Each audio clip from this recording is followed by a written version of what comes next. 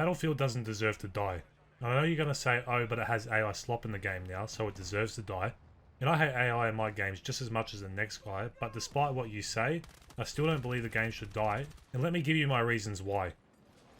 Firstly, if you go back to Battlefield 2042, the marketing for that game was basically just to nostalgia bait its fans into thinking it was the Battlefield game that was made for the fans.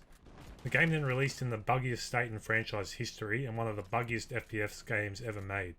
The game had no content, and the content that it did have was bad. The guns were all unbalanced and the maps were way too big and obviously not play tested. By the time DICE finished on fixing the game over the next few years, most people had already moved on, understandably so. That game deserved to die as nothing promised was shown in the end product. We look back on that game and wonder how it could have ever went so wrong, even after they made the game much better. Now for comparison's sake, how come we don't do that with games like Battlefield 4? When Battlefield 4 released, it was in such a bad state they lost a lot of players early on, and they managed to get them to come back after optimizing the games months later. Yet for some reason we all, including myself, look back on that and other Battlefield games like they were perfect. In reality, they became what we wanted them to become over time. I know it's easy to say the gaming industry has just changed over time, and I agree that it has, but it's not entirely because of that. Battlefield 6 launch went on with a massive success with over 700,000 peak players on Steam, beating Call of Duty's record for years prior. People praised the game massively when the game came out, and it was receiving amazing reviews from outlets all across the board. The game gave people what they were asking for, better maps and better guns. Yes, they needed bigger maps, but none of the maps we got are really bad, except maybe one or two, and that's depending on your taste. The game released in a better optimized state than any other Battlefield game before it, and the guns were balanced, and after all, the game was just fun. Battlefield had found its identity again and taken the shine away from Call of Duty, something never done by another FPS game in the past. So why are players dropping to below 80% now a few months after launch on Steam? Many people will say that Arc Raiders stole a lot of the player base from Battlefield 6, and whilst that's certainly true in some regard, that's obviously not the reasoning. Battlefield was still fighting it out with Arc Raiders in terms of player counts on Steam for that first month of Arc Raiders release. Not to mention those two games are a completely different style of game, so I personally don't think that's it. Another reason a lot of people are putting behind the reason of the decline is the AI generated cosmetic items that people have been noticing in the game lately. But I also don't see this being the reason, as Arc Raiders is also using AI for the way it uses voices in its game. I know it's different, but people are always anti-AI except when it seems like it's not cosmetically done on things that aren't even a part of the base game, like stickers from the shop. Like I said, I hate AI in my games just as much as the next guy, but I just don't see that being the reason why Battlefield 6 has declined so much.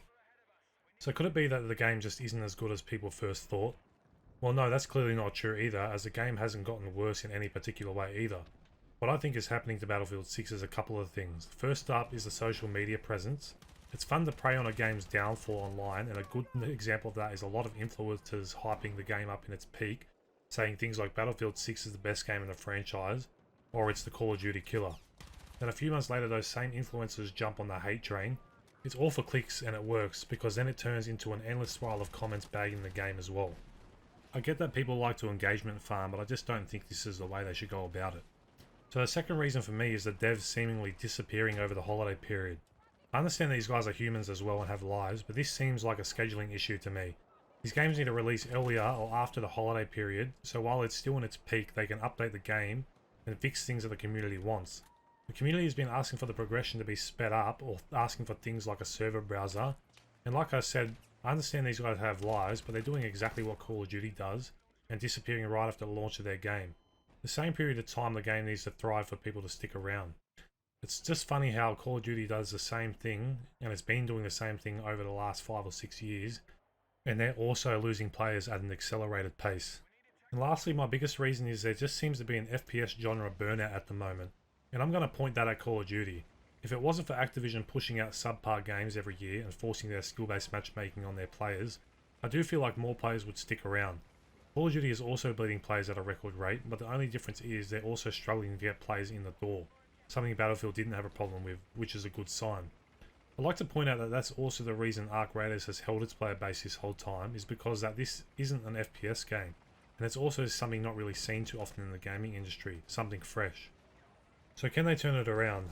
That's up to the player base as much as it is up to the devs. The devs need to start communicating with the community and start talking about what they're doing to address some of the community's complaints. And they need to start releasing big waves of content to the game. More maps and guns will go a long way. The game's optimized beyond what Battlefield's ever done before, so they can't just let that go to waste.